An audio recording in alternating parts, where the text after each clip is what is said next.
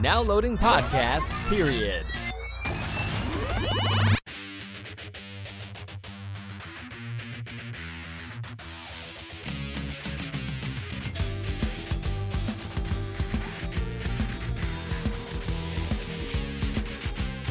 Hello, everybody, and welcome to Podcast Period, the internet's stupidest podcast.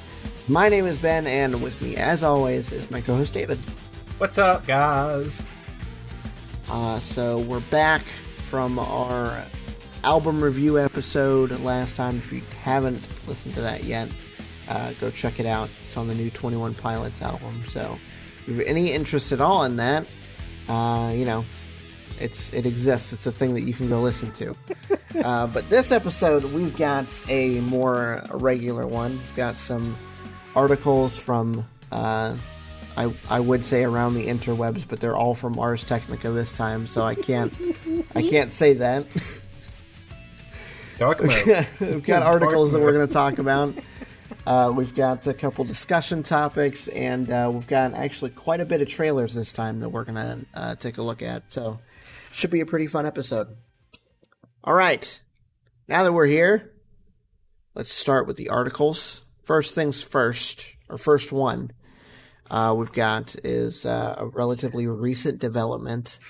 EA source code was stolen by hackers that are trying to sell it online. And I looked at the... Hey, can you turn that down, please? Thank you. You know what I'm doing. You can have it lit up a little bit, but come on, boo-boo. I'm focused on other things. I'm not intentionally doing it. I know, but that's why I said something. Thank you. Anyway.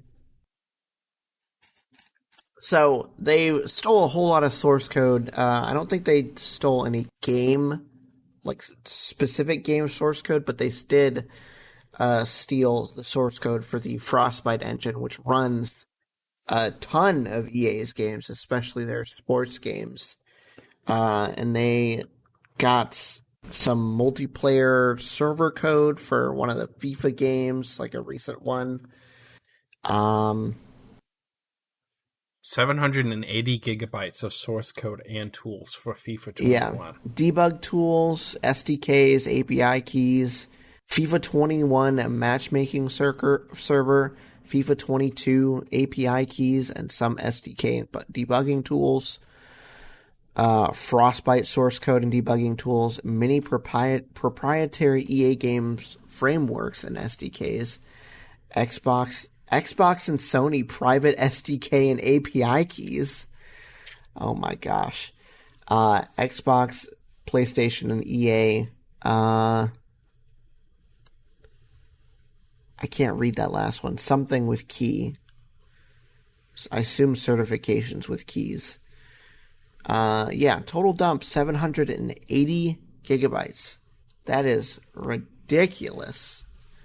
It's a ton of stuff in there, but like I said, not necessarily any specific game source code, so we're not going to get anything cool like the Mario 64 PC port coming out. But even if we did, it would be based off of source code that was stolen. So, it wouldn't stay up very long before it was taken down. And then there was a,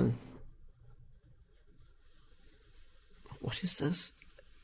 Okay, so separately, almost 200 gigabytes of private data belonging to the Presque Isle Police Department has been dumped online by the ransomware group known as Avedon.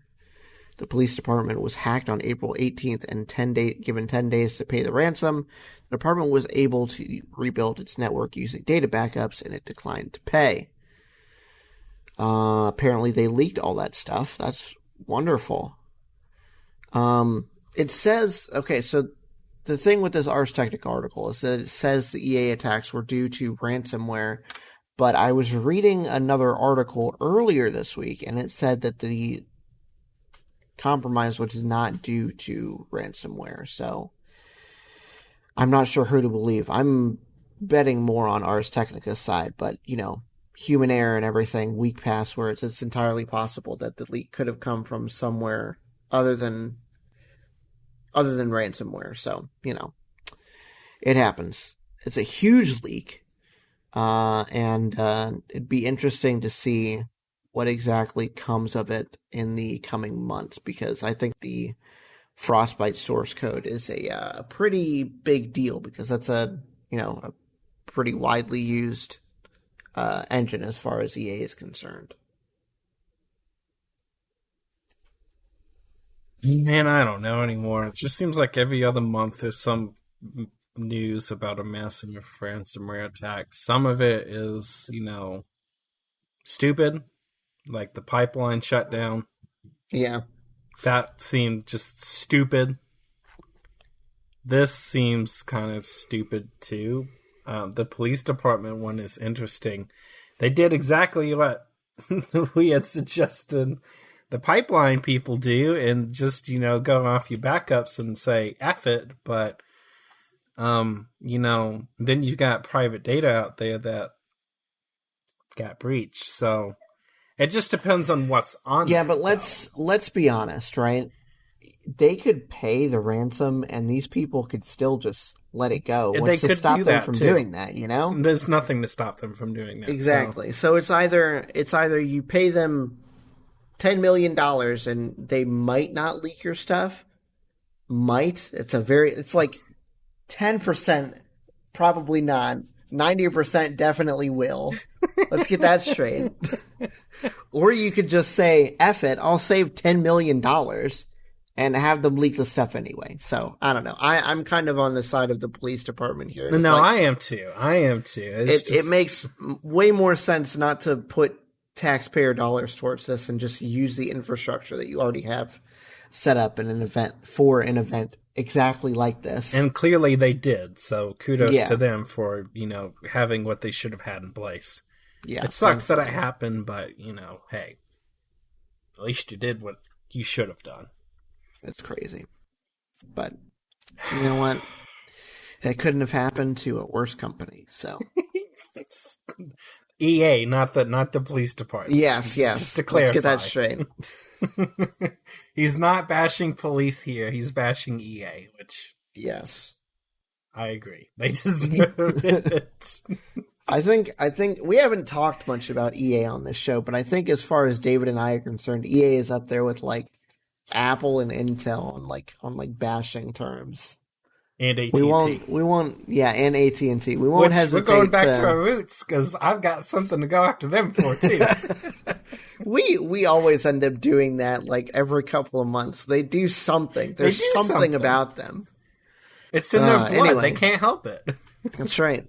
They started this podcast. They're probably going to be the ones that end it.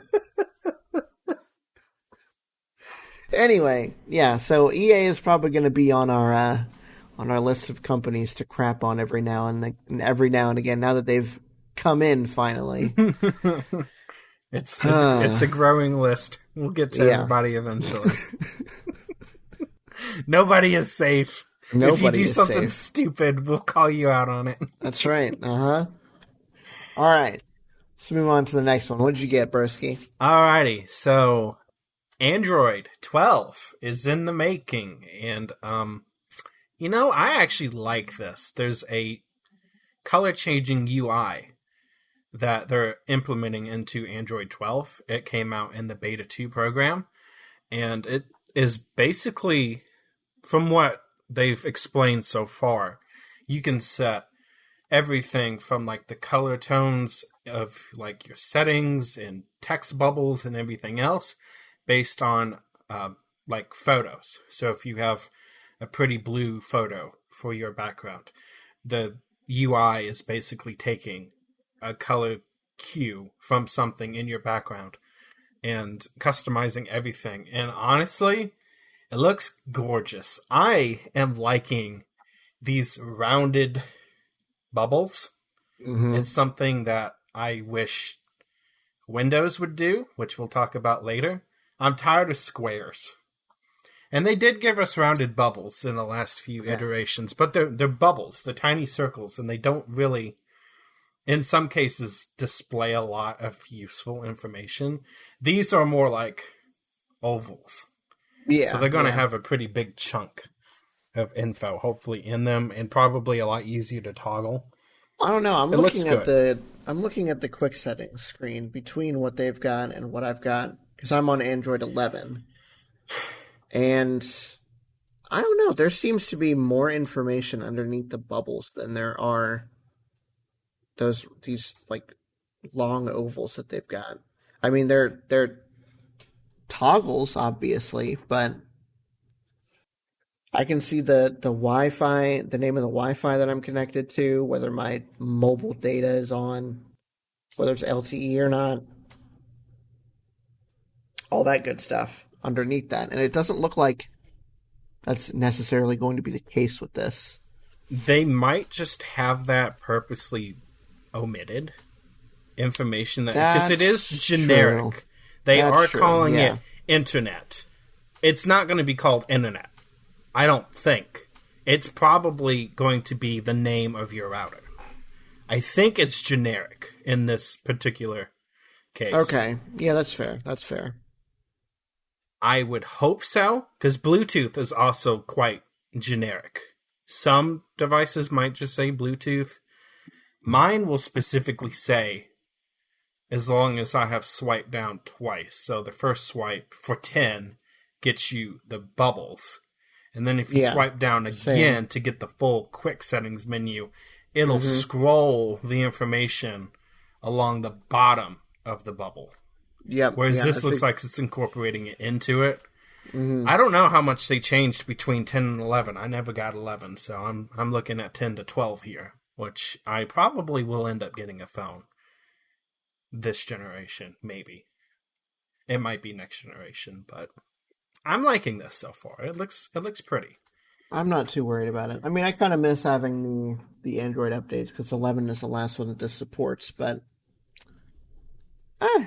I mean, as long as the phone works, it's not super slow or anything, I'm not going to worry about it. I think I'm just going to keep the Pixel 2 for now.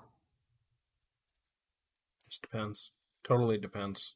Yeah. Also depends on if and when this breaks, because right now it's still under warranty, so if it gets fixed under warranty, I'm not going to worry about it. But if it's after warranty, well, I don't think there's fixing anything in this one anymore. It's too out of date. But I like it. I like it a lot. So, yay, Android 12 is on the way. It looks nice. All right.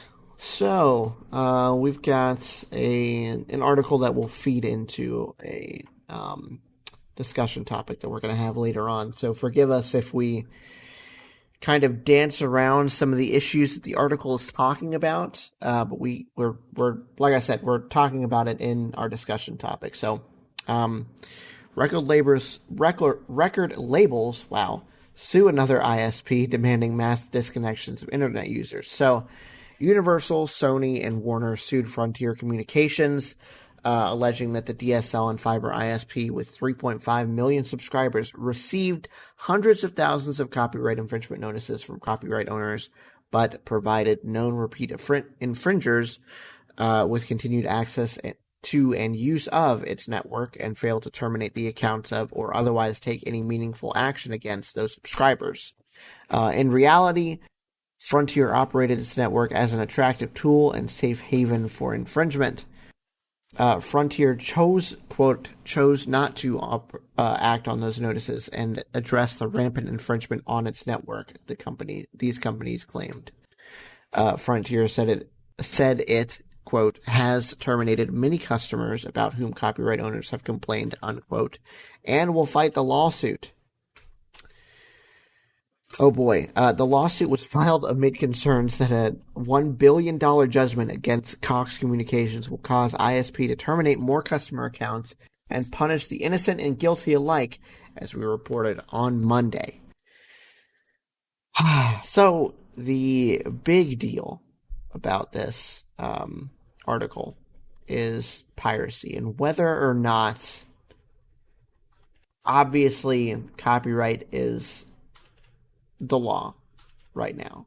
Whether or not we agree with how long the copyright terms are, cough, cough, Mickey Mouse. is a different story, which we'll get into later. But that's the big deal about this this article. Like I said, we're going to get into more of it once we get to our discussion topic, so I don't really want to ruin anything. But what do you think about the fact that this ISP is getting sued by these music companies? Okay, so in context of this as it is, of course, there's allegations that they didn't do anything, and then there is the rebuttal from the company that said, yes, we did, in fact, do something. I think it is entirely within somebody's right to try to gain back personal and copyrighted IP if it is, in fact, under copyright and or trademark terms. I think that's well within the right to be able to, quote, seek legal litigation to combat this problem and try to reclaim what is rightfully theirs and or receive proper compensation. As far as suing the ISP, I guess it really is just going to boil down to the fact, did they do what they should have done? Yeah. Is this a legal requirement for the ISP to take action against said subscribers who did whatever it is that they did? May or may not have pirated anything. It could be false allegations from the copyright owners. And if that is falsely accused accounts being terminated through no legal fault of their own, that's a problem. Yeah, so it's a mess either way. The thing is, I mean, obviously Universal, Sony, and Warner are legitimate companies, but I saw I think it was a Reddit post or something here recently where somebody actually got a copyright notice for downloading Ubuntu, like the Linux distribution, through a torrent because it was something that was offered on the distributor's website. They got a copyright infringement notice, even though obviously it's something that you can download for free from a torrent from this company's website, because some other company submitted a claim to the ISP saying that they were the copyright holder for this piece of software, we'll say. So there's something to be said about caution, because if you can't confirm, like I said, Universal, Sony, and Warner are obviously legitimate companies, but if you can't confirm that copyright was in fact being infringed, or that the company that is submitting this notice is even the actual copyright holder, then what is the ISP supposed to do? Are they really going to send a takedown notice or whatever to their subscriber, or are they going to be like, I'm going to err on the side of caution here and leave my paying customer alone? And unless this copyright holder can provide legitimate proof, which, I mean, usually they can because they're watching these things, then I can't really blame them. No. If that was the case. If that's the case. It just depends on what the cold hard facts are. I can see both sides of this story. It really is double-edged, because they may not have done anything for legit copyright infringement issues, or these copyright infringement issues may be totally frivolous through either no fault of the three companies named here, or in the weird case of, it's because it came from that website, obviously, was the issue with the torrent and the Ubuntu software download. You gotta have proof that it was obtained illegally. Yeah, exactly. And you can't go after somebody for a free piece of software like Ubuntu. But you can't go after him for whatever this is. I don't know. Whatever the proof is in the pudding somewhere. I think the big deal is that it was done using the torrent, and typically torrents are used for piracy. You know, even though you can go to plenty of legitimate websites like Canonical's website, the maker of Ubuntu, or like archive.org, and it's all copyright free or fair use stuff on there.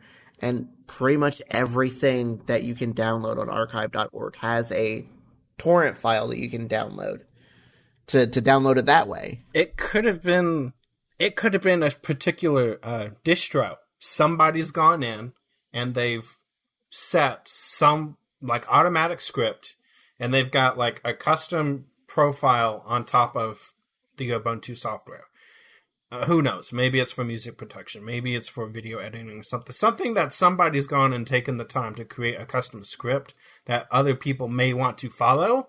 And the best way to get it out there was to put it on torrent. Mm-hmm. Or or a torrent website or something. I don't know. It just depends on what it is. But yeah.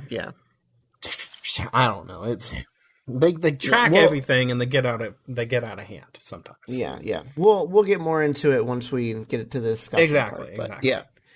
All right. So let's move on to the next one. What's your next one?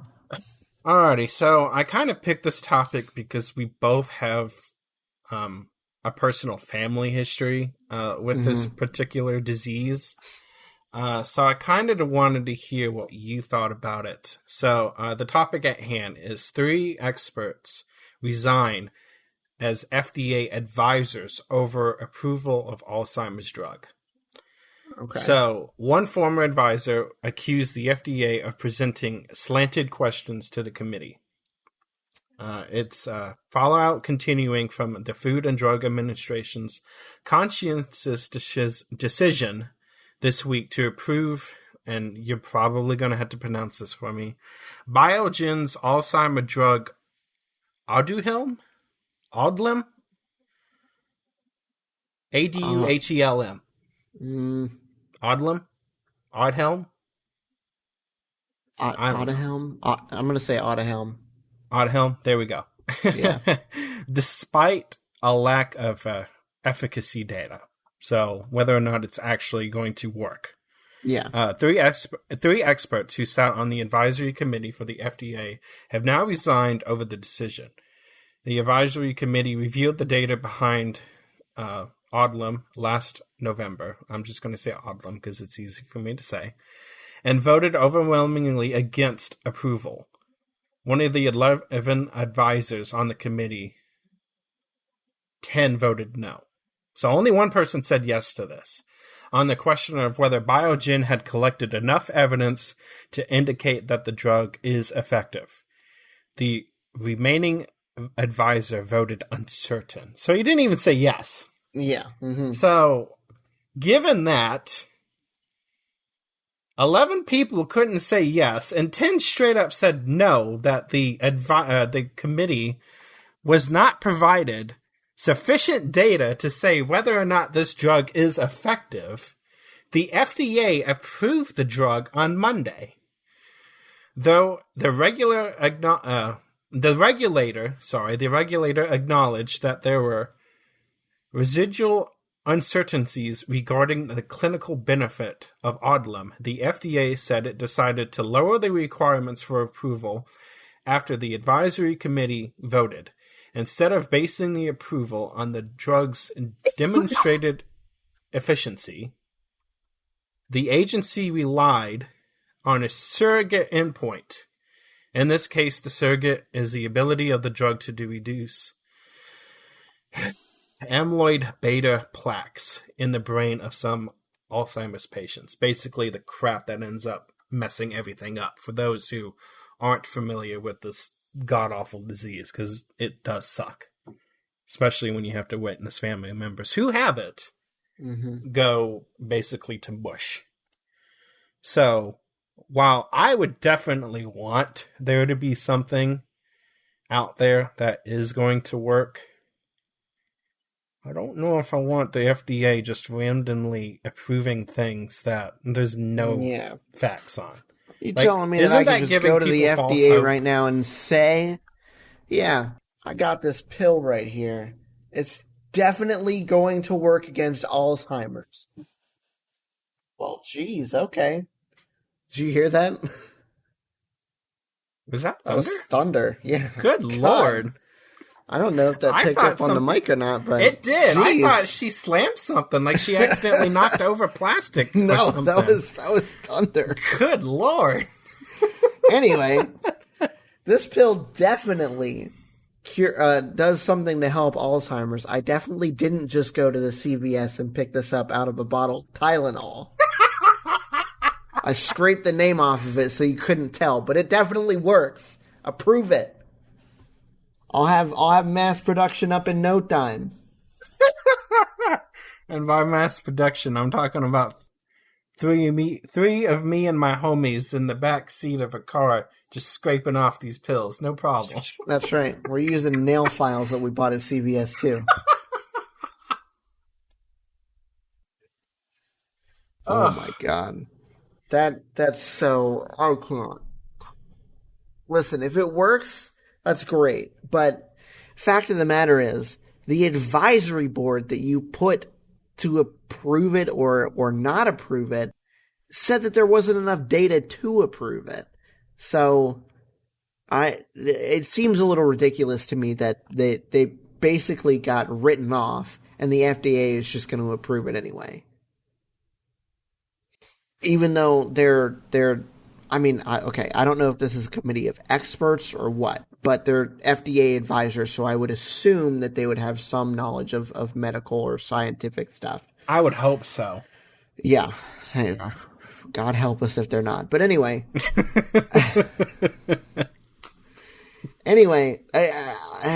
It seems a little crazy that the people that you basically hired or that volunteered to be on this committee, they're basically being written off because the FDA wants to approve this drug. I mean, maybe they wanted the headline to say that they've got this new Alzheimer's drug on the way. The FDA just approved it. Blah blah blah blah blah blah blah. There's probably some money exchanging hands, whatever, But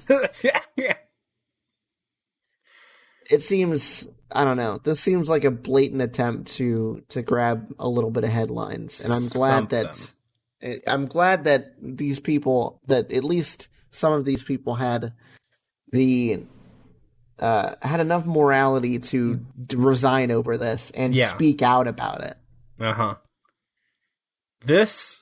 This particularly irks me on another personal level. This probably just ends up coming from the fact that we've dealt with the public on a daily basis. Do not come and ask for my expert opinion and then go over my head when I give you the answer you didn't want to hear. Because you don't like it. That pisses me off when people do that. I work in a little bit of a different retail capacity, but when I was in the same store as David was, all the time people would ask you, oh, how do I do this thing? And then you give them basically step-by-step instructions on how to do it, what they're going to need. Oh, but I don't want to do that. That's too much work. I'll just get some duct tape and put my floor down. It costs too much money. Well, then don't come complaining to me when it comes up. Okay? Thank you. Don't come complaining to me when your paint starts peeling off the wall. Because you didn't sand it down. You put it over your freaking glossy paint. Anyway, yes, I'm right. I'm right there with you on that. That's stupid. It's so dumb. If 10 years from now there's those class action lawsuits on the television talking about this drug and how it caused irreparable damage to you and or your loved ones, are you going to be surprised? No, not at all. There you go. Did you get lung cancer? Did you get liver cancer because of this drug at Aduhelm? Well, then call me at 1-800. I'm going to get you money. Oh, man. Jeez. I don't even know if they run those types of commercials anymore. I haven't watched TV, like daytime TV, in such a long time. They do. Oh, Lord. I mean, I shouldn't be surprised, but, like, that's ridiculous. Anyway, let's move on to the next one. So I believe we covered this once when it came out. Stadia, Google Stadia. I don't even know how many people are actually subscribed to this service. I'm sure it's on the order of like 9 people. I was gonna say hundreds of people. Yeah, it supports Android TV now. You know, Google's own operating system / hardware. 18 months after it was launched. So, wow, it's crazy. So Chromecast was Google TV. You can do it on NVIDIA Shield TV Pro, Walmart On Full HD streaming stick and Ultra HD streaming device, Philips 8215, 8505, and OLED 935/805 series Android TV, Xiaomi Mi Box 3 and Mi Box 4, and Hisense Android smart TVs U7G, U8G, and U9G. So, if you have any of those devices, you can use Stadia now if you really want to. I don't know why you would, but you can. Yeah. Oh gosh. So If it worked, this would be awesome. Given the fact that nobody hardly knows what this is, and it's basically cliff dived off the end. Let's be honest, right? If you wanted to do some sort of cloud gaming, just get xCloud. Get the Xbox, the Ultimate Game Pass. It's got xCloud in it. You probably already have it if you have an Xbox. I mean, let's be honest. And I'm pretty sure it already works on all these Android devices too, so. God help us all. There you go. Ridiculous. All right. Let's leave Stadia behind. It's got given me a bad taste in my mouth. Now we'll wash it out with bashing some AT&T. What'd you bring? Alrighty. So, no surprise here. AT&T CEO seems confident industry can kill Biden's municipal broadband plan. Basically, in a nutshell, AT&T CEO John Stankey. I love that name. Mr. Stanky. Mr. Stanky. Yesterday called President Biden's plan to fund municipal broadband networks misguided, and said that the U.S. shouldn't pay for any broadband deployment in areas that already have networks. But as AT&T and other ISPs lobby against public networks and government-funded competition, Stanky said he is confident that Congress will steer legislation in a more pragmatic direction that AT&T favors. Never mind. AT&T and other private ISPs have taken billions from the government, the same people that they just said shouldn't be doing anything to help expand broadband, taking it from the government to incrementally deploy upgrades in rural areas over the years, and they don't want public networks getting any of the cash they've grown accustomed to receiving. Stanky claimed that there isn't much of a broadband problem to be solved, as the networks functioned incredibly well for the vast majority of citizens in the United States during the pandemic. Why would we want to go and overbuild in areas where there's already great infrastructure?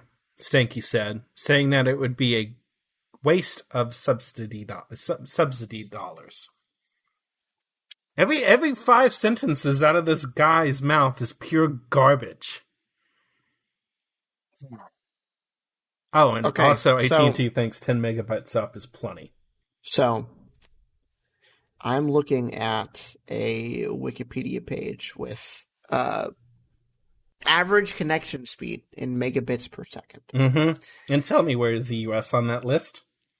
I want you to guess where the U.S. is on that list. I can guarantee you they're not in the top 10, and I'd be shocked to think if we've actually not fallen out of the top 50 at this point. I will give us that we're in the top 50. Given that there's over 200 countries in the world, I guess the top 25% would be fair. What are we, about 30? We are number 25. That was with 5 an points average off. connection speed of 26.7 megabits a second. You want to know who's number one? Hong Kong. No, actually not. Canada. With, get this, average connection speed of 150.6 megabits a second. Okay. Now, there is a caveat to Canada. They are unique in the fact that almost all of Canada's population basically sits within a 50 to 100 mile radius of the U.S. border. So they're pretty much all compacted in a straight line across the entire southern, 10% of their country. Sure. So they are nicely concentrated, so they don't have a lot of, quote, rural areas. But come on. If you can do that in Canada, do you think we could at least get half that in the United States? I don't. You said how much? 100 and what, 10? 150. 150, and we're at 25. So we're what? Not even 25% of what they've got? What does it work out to be, 18%? Something similar to that?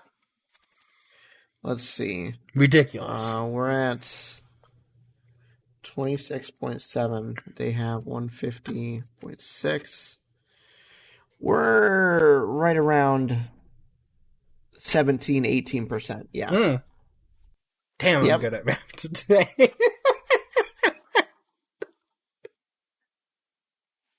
It's ridiculous, though. We can do come better. on. Oh, yeah. We should, with how much money we're giving these ISPs, we should be better. But they're just taking the money and not doing anything with it. Sure, they're putting down lines sometimes in rural areas, but, I mean, they've got these, they're supposed to have these supposed, rollout plans and get things done within months, and it's taking them a decade to do what they should be getting done in a year. I am in a county that has nearly 100,000 people in it at this point. We've got about 35. I haven't got the latest statistics from the census for what we've got, but we're at 35,000 for my city. The city immediately north is actually 40, and we don't even have AT&T's gigabit speeds yet. You know what we get from AT&T? 50. That's the most I can get, and I am in city limits. I'm not out in the countryside somewheres. I'm within city limits, and I can't get more than 50 from these guys. Charter gives me 400. And 20 megabits upload, not 10. Mm-hmm. And even 20 sometimes isn't enough, depending on what you're doing. For what we're doing right now, it's great. It doesn't have any problems. No. But for uploading a YouTube video, it can sometimes take a little bit. If AT&T was right, and we didn't need more infrastructure out there in the world, do you honestly think Starlink would be working right now? Oh, God, no. That's satellite internet. It's doing better than this. If the U.S. didn't have a broadband problem, Starlink wouldn't need to be a thing. No, absolutely not. That is doing better than this. Mm-hmm. And it's satellite internet. Granted, it's highly beta. sophisticated satellite internet, but it's in beta, and it's still doing better than this. Imagine what it's going to do when everything's actually up and running. Mm-hmm. Idiots. Oh my! This is why AT&T gets bashed. Idiots. Especially on this show. That's why I don't have AT&T internet anymore. Because I couldn't deal with it. And when I left, it was 25. Well, at least they've doubled it, right? Oh, yeah, we doubled it. Great win for the consumer. Honestly, 50 would be okay.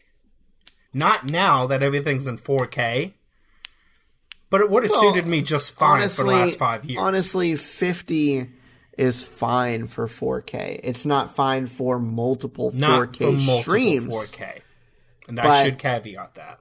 But for one, it's fine. Yeah, exactly. But I got like 10 devices in this house. Do I really need to split that between 10 different things? Exactly. And what what home honestly doesn't have at least, I mean, you can watch crap on your phone now. Yep. I've got a TV in my living room and a TV in my bedroom. Plus this computer. So, yeah, no. If I was trying to watch stuff on all of those... Exactly. It wouldn't work. It wouldn't happen. Depending on what Microsoft and or a game wants to shove down our throats on a particular night. Yeah, exactly. I might use all of it. Oh. A game download could easily use all of it. Easily. Yeah. 25's enough. Or 26, since that's what the U.S. average is. Thanks. That's right. Thank you, AT&T. Thank you. Appreciate it. Shut up, Mr. Stanky.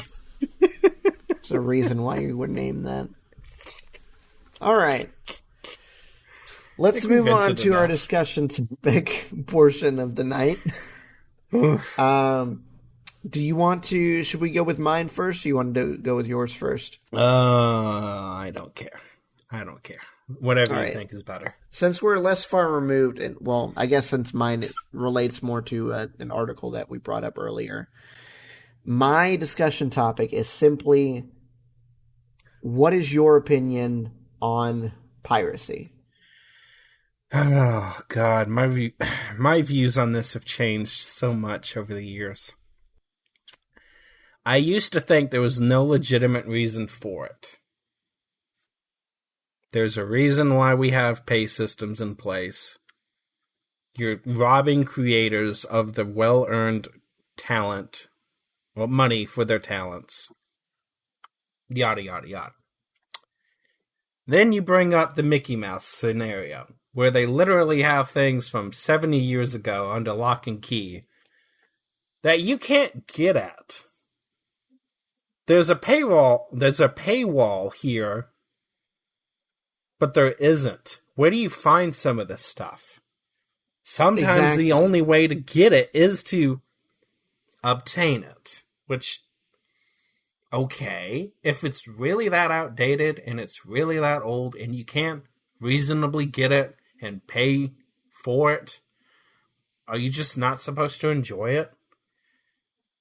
Is that the correct answer? Legally, yes. You didn't pay for it. Yeah. Mm-hmm. See, that's kind of where my opinion is at. If there's not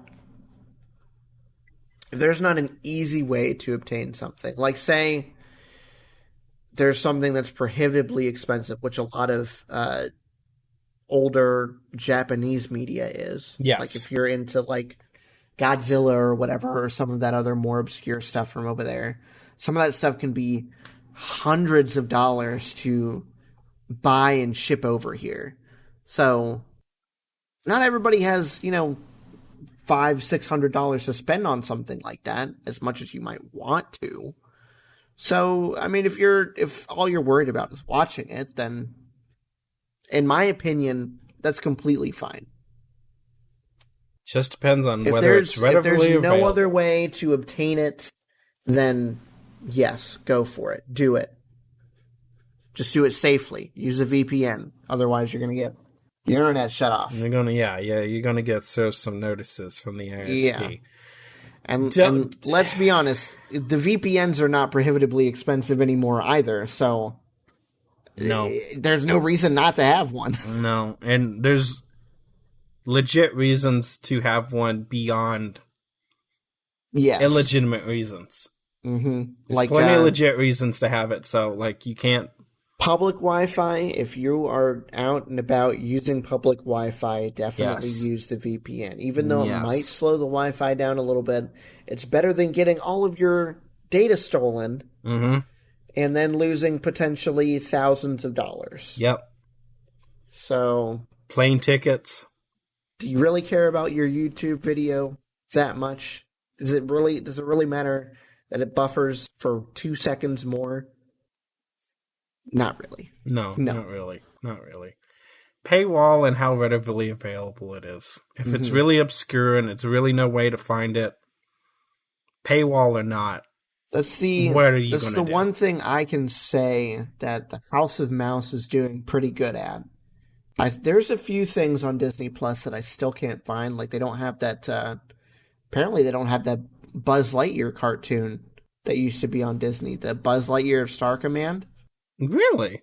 Yeah, but been a long when time I first since got I've it, seen that. so there was this VHS Disney tape that I used to watch all the time at my grandparents' house called Fun and Fancy Free, and I hadn't seen it in forever.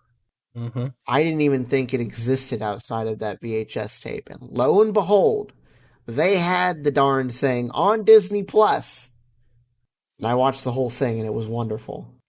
There's things that different companies have done that kind of muddy the waters as far as, can you find this or not? Because they've made it a lot easier in a lot of ways. Yeah. The streaming services from the different companies have made a lot of the obscure stuff more readily available. Yeah. And honestly, if it doesn't cost you anything else beyond the subscription to Disney Plus and or Paramount or name your network here subscription service, since they've all got one now. Yeah. Honestly, you're probably paying for it for something else anyway. So if it's there. It's legit.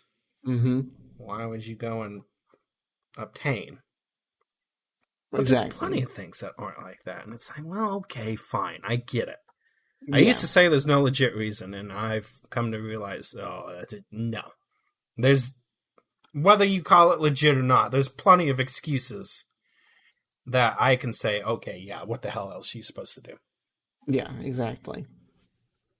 It sucks, but whatever. And just don't go and get the newest and greatest things. If you're literally scalping and or pirating every single latest movie and you're not giving the movie studios anything, especially right now, given the fact that they lost their shirts the last 2 years, okay, you went a little too far there.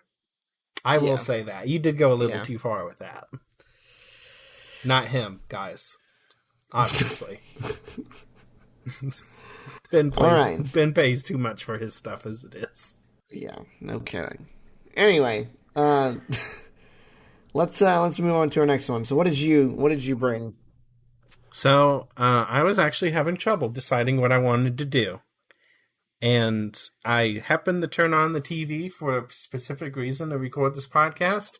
And I was like, oh, Microsoft is finally going to fix this annoying issue where if you lose a device, an external monitor, for instance, your Windows get stuck on it and you can't get them off.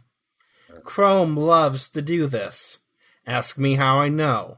And what's really annoying is you get it closed through forcible means like Task Manager. You go to reopen it and it sends it back to that non-existent monitor.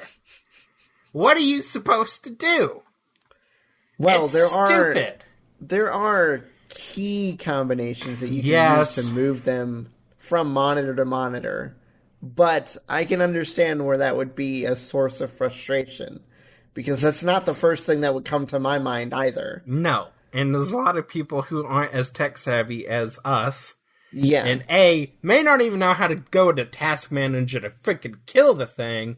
But B, don't know all the little creative shortcuts that Windows has. Because, these are, old shortcuts that existed because they had things less ingenious than the UI that we have today. There used to be a thing called Command Line where you didn't have a GUI at all.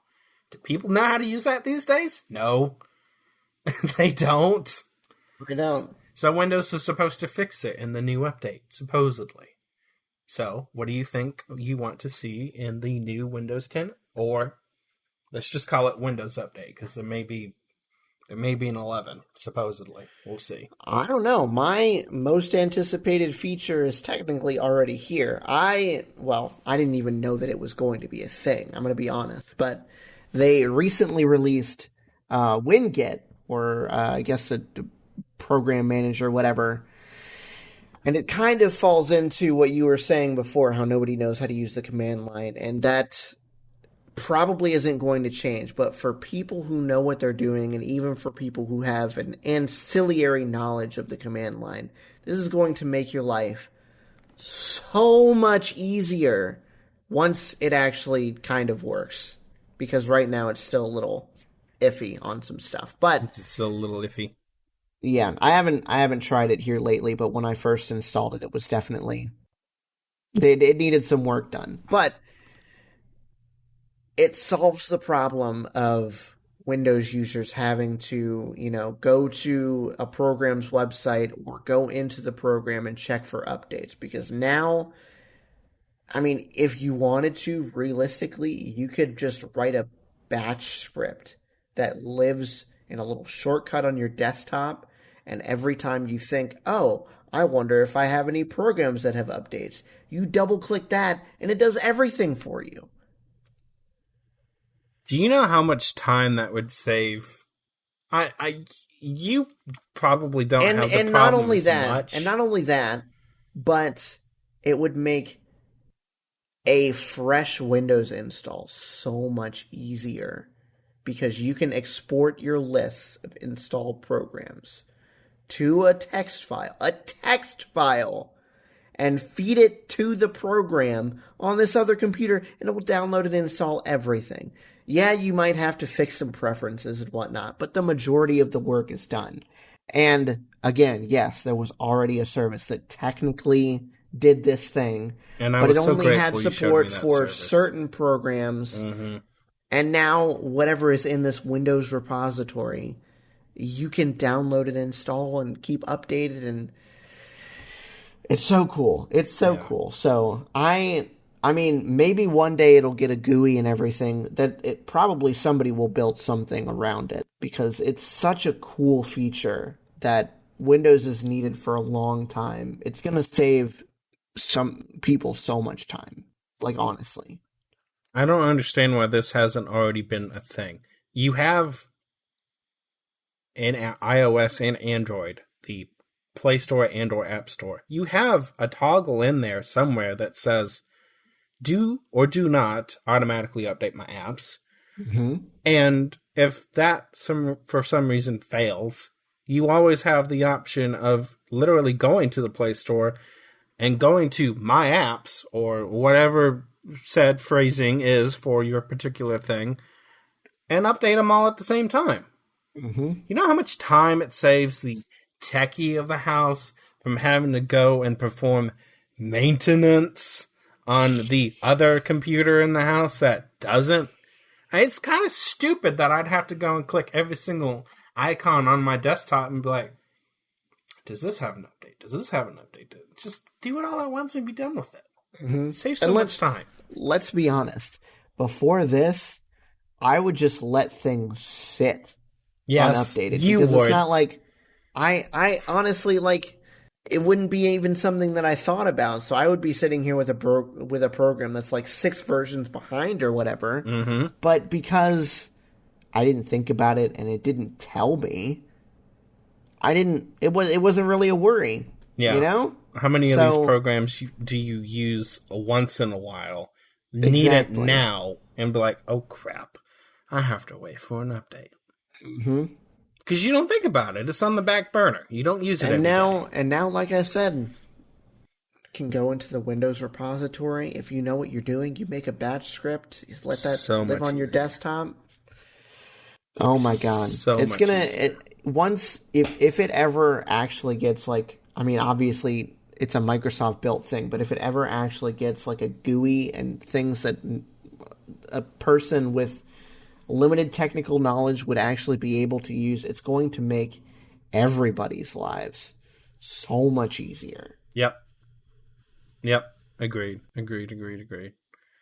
I just want a new UI in general. There's so many things that you go into, and it's Vista or Windows 7 menus and sub-icons for still. And then they fragmented some of that, and they put it in the new Windows 10 system settings stuff. Mm-hmm. But then sometimes it gives you legacy old icons, and then sometimes it doesn't. And it's so fragmented, you don't know where to go anymore for deep system settings. Sometimes. Other times it's fine. It just depends on what it is. And it depends on where they decided to put it in this update. They need to just clean the slate and get it all together. Enough with this nonsense. And stop with the squares. Everything's squares. Get some edges in here. Some rounded edges. See, I like the... You haven't seen it because you don't use Firefox, but they actually recently updated the UI, and it looks really, really nice. Like, the tabs are now these, like, kind of floating, rounded rectangles. They're not necessarily connected to anything. They just kind of live up in the toolbar up there. It looks so nice. Oh, and stop telling me I need to update my damn computer, too. Your device will restart and update outside of active hours. You know how long I've been staring at this box? Like the last 30 minutes? Because I don't dare touch it, because I know if I do, it'll do something it's not supposed to, and we'll lose the podcast. That's why you should have just updated it yesterday, David. Didn't turn my computer on yesterday. Well, actually, I did. I did! It's probably something I dropped today. Oh, well. Who knows? I probably have an update that it hasn't bothered to let me know about, so whatever. For those of us who didn't let their C drive get down to the last 10 gigabytes, it would update for you automatically, just saying. What? I've got plenty of space on mine. I know you do now. Well, yeah. Well, before I had a piddly 120 gigabytes to work with, so you can't blame me there. Just like to give you a hard time about it, that's all. Okay. You ready for the trailers? That's done. Let's move on to a lot of trailers, actually. Just a brief rundown on how our trailer section works. We're going to watch the trailer. We are going to let you guys know, based on that trailer and maybe a couple other of ancillary factors that we'll discuss when we're actually talking about it, whether or not we would go see it in a theater, whether we would wait for a rental, wait for a review, or whether we wouldn't see it at all. And like I said, it's pretty much purely based on the trailer and how much we like it or how much we're already anticipating the thing. So, don't look too far into it. First trailer we've got for the night is for Marvel Studios' The Eternals. We have watched, unguided. We have helped them progress and seen them accomplish wonders.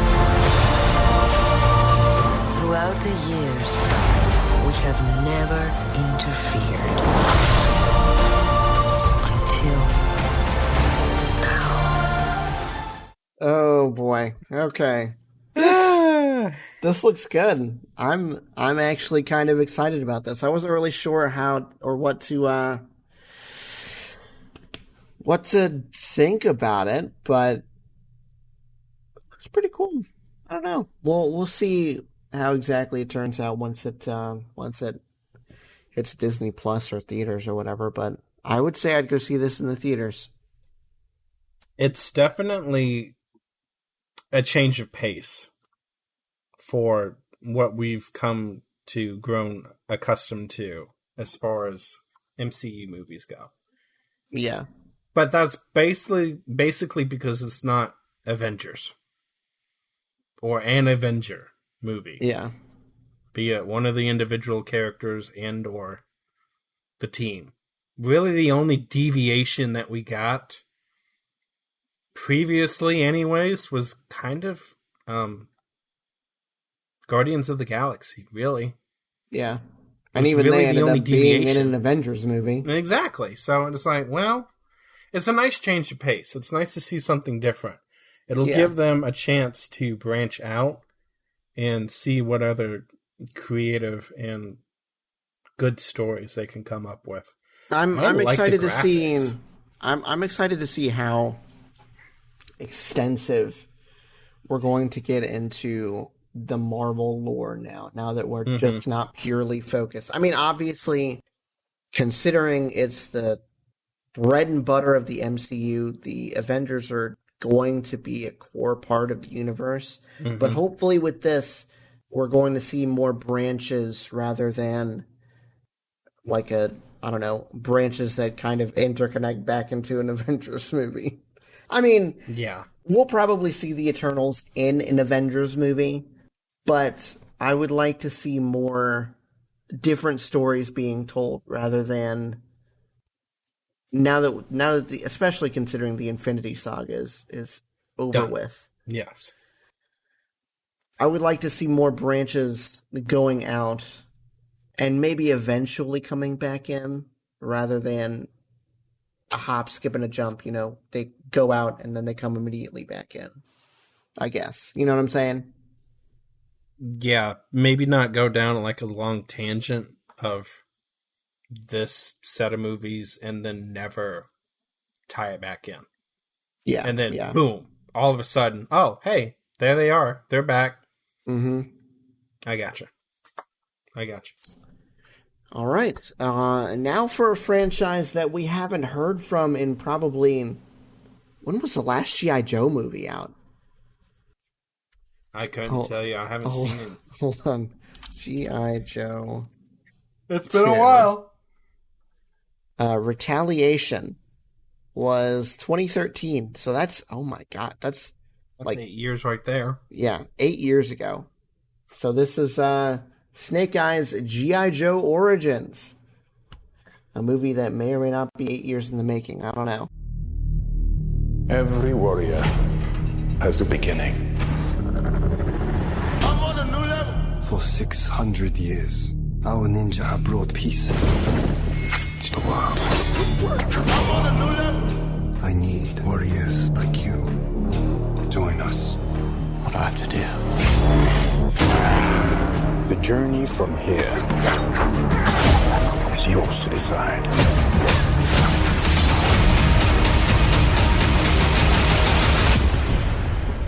But that is just the beginning. Okay. Interesting. I don't know. I'd probably wait for... This is one of those things where I know if we were in the same area, we'd probably go see in the theaters. But if it's just me, I'd probably wait for a rental. And it looks fine. It's just not something that I'd go see by myself, I guess. Yeah, it's as an individual conquest, I'm not itching to go see this either. Yeah. But just like you said, it'd be something that we'd see just because we'd see it. Yeah, exactly. As far as this goes, I could wait for a rental on this. Yeah. All right. Speaking of which, I didn't give my Eternals recommendation. Did you? Oh yeah, you didn't. Go see it. I in did. theaters. Yeah, I said I would go see it in the theaters. See it in the theaters. 100%. Yeah. Committed. All right. So now we've got the Tomorrow War.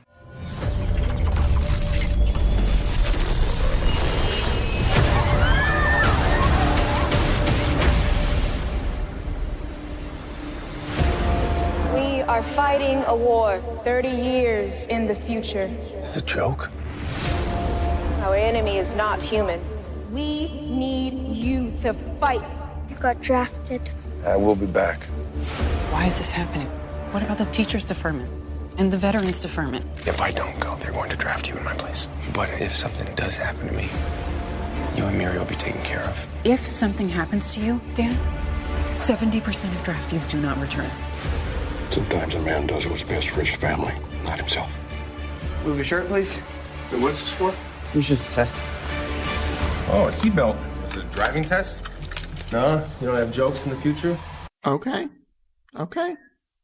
Chris Pratt, J.K. Simmons, Yvonne Strahovski. I don't remember how to pronounce her last name. I'm down with this. I'd go see this in the theaters. This looks cool.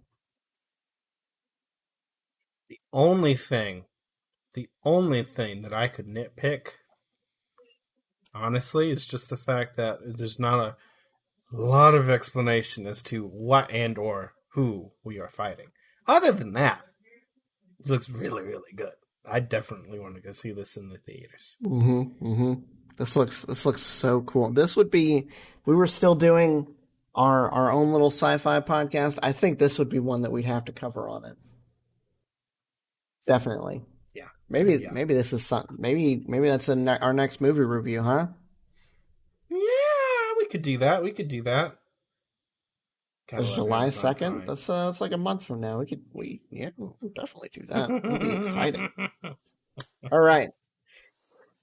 So now we've got another trailer for Jungle Cruise. Okay, so before we get into it, the reason I wanted to watch this was because we watched the first one, like what, a year ago, maybe even more than that. It's been a while. And neither of us was really impressed with how it looked.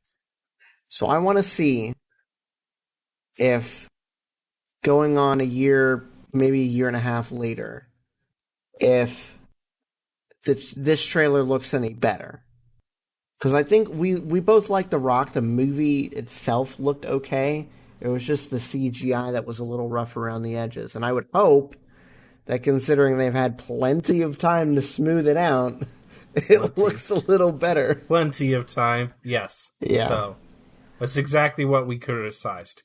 Something was broken as far as the looks of the movie, and it was quite noticeable for both of us. Yeah, so we're going to hop into this trailer, and then we'll see what becomes of it when we get back out. My name is Dr. Lily Houghton. My brother and I are looking for passage upriver. What's out there in the jungle? It's not a fun vacation. Well, I'm not here for a vacation. Legend has it that there is a tree that possesses unparalleled healing power. It will change medicine forever. And you need someone to help you find it. Here we go. Sometimes it just needs a bit of a... Nobody touches my engine but me. What did I just do? There you go. We're gonna do this together. Haven't you been dreaming about adventure? She was always chasing after some far-fetched idea. There's no such thing as curses. Everything that you see wants to kill you. And can. Do you want to turn back? No, just getting started. I have to say, I have a lot less of a problem with this trailer than I did the one before. It looked a lot better. There is very noticeable improvement with the CGI. Oh, yeah. 100%. I still have to say, I'm not liking it a lot, but it's not because it's bad. It's because it's noticeable. And the reason it's noticeable is because it's more cartoonish, so to speak. It's very clearly CGI, and the fact that it's got, more vibrant colors that pop more. It looks great, don't get me wrong. But it's not, oh my god, is that CGI that they did that with? And it looks realistic and it's great? Or is it bad to where you could see the deformities or the seams? You could see the seams everywhere. You can't see the seams anymore. No. Thankfully. But you know it's there. You can see it's there. Yeah. It pops see out. the thing is though, are you noticing it because we were looking at it this time? Or are you noticing it because it's noticeable? I think it's a little bit of both. I was purposely looking for the CGI because that was the problem that we had with it last time. So I wanted to see if that cleaned up. I don't want to say that you're wrong. I don't think that's it, though. I think I could notice it regardless. It's pretty standoutish. That's at least fair. to me. That's fair. But you're right. We were looking for it, so I'm probably more hyper-focused on it than I would have otherwise been. But I don't think... It's not going to just blend into the background at all. Probably. But I'm not complaining about that. You just see it, that's all. I would say this is a rental for me, probably. It's a rental, but it's a good rental. Like, some of these movies we rate, and we're not going to see them. Whether or not we like them or not. Let's be fair. Probably 90% of the trailers that we watch are for movies that we're never going to see. But you can't watch it. It's part of the show, one. And two, we don't have time to watch everything. I would watch this for sure. Like, I would actually go and watch this. Yeah. But it's a rental. It's not a go see in the theater. Yeah, I'm with you. All right. Next one we've got is for another trailer that we've already seen before, or another movie we've already seen a trailer for, I should say, Free Guy. My name is Guy. Sunday should be warm and sunny, just a scattering of drive-bys. And I live in paradise. I've got a best friend. This is the greatest cup of coffee of all time. Oh! Mondays, am I right, Joe? You said it, Guy. Yeah. And I work at the bank. Everybody down to the ground! I thought I had everything I needed. But then I met her. Everybody down on the ground. Everybody except you. Me? It's just a... Oh, please, I have a goldfish. There's something inside you, Guy. I don't want something inside me. I expected you to just follow the rules, but you are so much more than that. Put these on. Okay, fine. Oh my God! What are these, trick glasses or something? Guy, there is no easy way to say this. This world, it's a video game. You're not real. Please stop my... And the guy responsible for this world was going to destroy it. You've met God? Yes, he's an absolute troll. Trolls exist. Buddy, if we're not real, doesn't that mean that nothing you do matters? I am sitting here with my best friend trying to help him get through a tough time. Now, if that's not real, I don't know what is. I distinctly remember when we first watched the trailer for this movie, the last time we watched the trailer for this movie. I hated it. It looked so stupid. And I will say that it doesn't look any less dumb, but at least now I'm getting some sort of description of what this movie is going to be like. Because before, yeah, sure, we got that he was in a video game, and now he realizes that he's in a video game, but okay, what's the point beyond that? And this gives it a more overarching flow, a story, whatnot, you know? So, would I see it in the theaters? Probably not. But I would say I would definitely rent it. This looks actually pretty interesting. I would say I don't remember my initial thing. I don't know if I was on the same page with you. I get where you're coming from with the more detailed explanation as to what looks like it's going to happen. I picked up on the comedy. This just made me laugh. Yeah, this trailer was very funny. Yeah. And based off that alone, because I don't remember my initial impression, not a movie theater, but definitely a rental. I really want to see this. This looks funny as hell. All right. Here we've got another, the third one in a row that we've already seen a trailer for, but I want to see the reason I'm picking all of these is because I want redemption arcs for these movies. I don't have high hopes for Space Jam 2, though. So, we'll see how this one looks. What brings you to Tonewad, Doc? The computer dude kidnapped my son. No! What in the Matrix hell?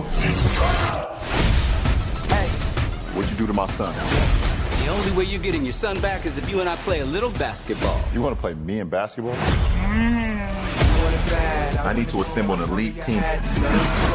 You need a dream team. I'll take it from here. Sam, shoot the ball. Let's try that again, shall we? We'll get your son back. I promise. What's happening? Up the jam. I look expensive. Introducing the Goon Squad! I got it! Oh, she got me. I'm not a betting duck, but my money's on the other team. Pump up the jam. Yo, King, you're about to lose your family. Got the world in my hand. Everything you love. Well, at least we're good. Oh, and I almost forgot. All of the tunes will be deleted, so... I still feel like this is a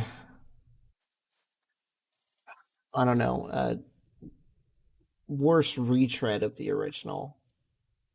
But, I don't know. This still doesn't necessarily have me on board, but I will still probably watch it just to watch it. I'm going to say, for the sake of this segment, though, I would say probably wait for a review.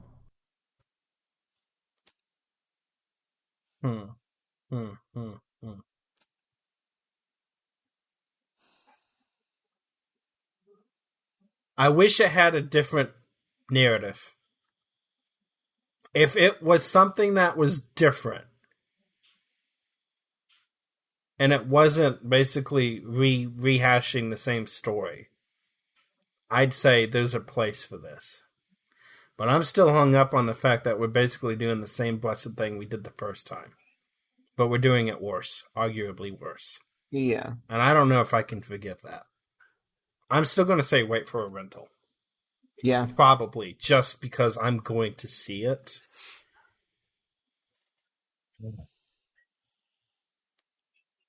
Unless I'm told otherwise. You know what? We're going to wait for a review just because I want to know if this is going to bomb before I waste my time. How about that? Yeah. Is that fair? That's fair. All right, and then our last trailer is for Monsters at Work, which, let me just preface, makes Monsters, Inc.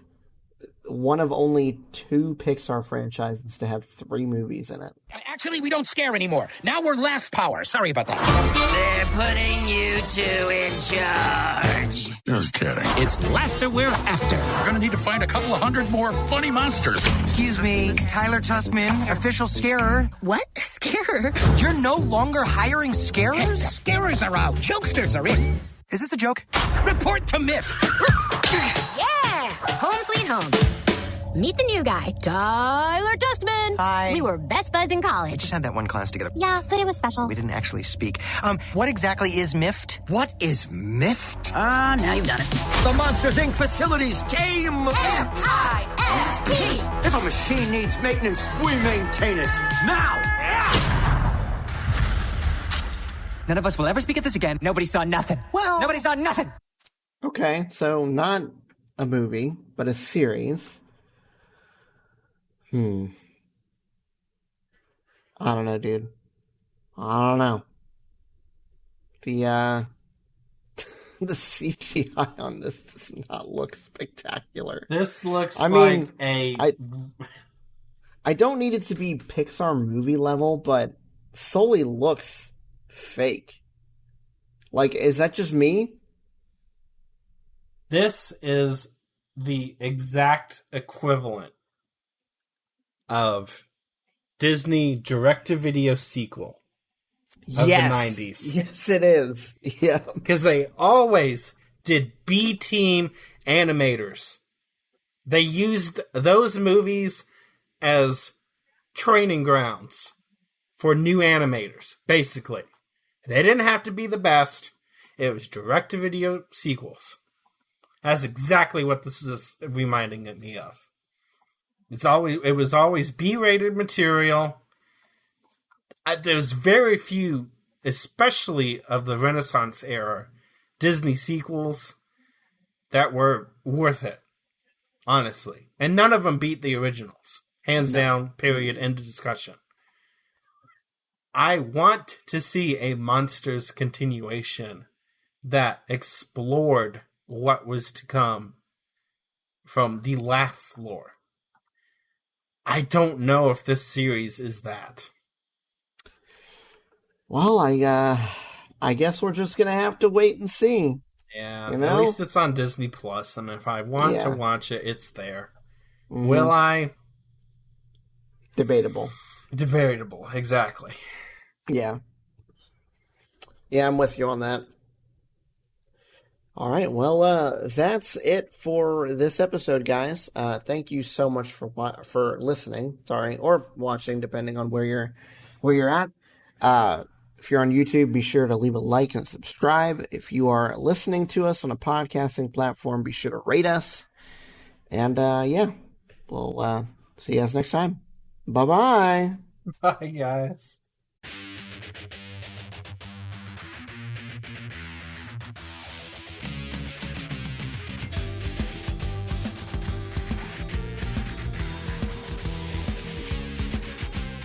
Thanks for listening to this episode of Podcast Period. This episode was hosted and produced by Ben, co-hosted and edited by David. You can contact Ben on Twitter at BenPlaysVidges. That's Ben Plays, VIDYAS. And you can contact David on Twitter at Car6by16. If you'd like to chat with us about any of the topics on this episode, you can hit the show up at Podcast Period on Twitter, or shoot us an email at podcastperiodpodcast@gmail.com. That's all for this episode. We'll see you next time.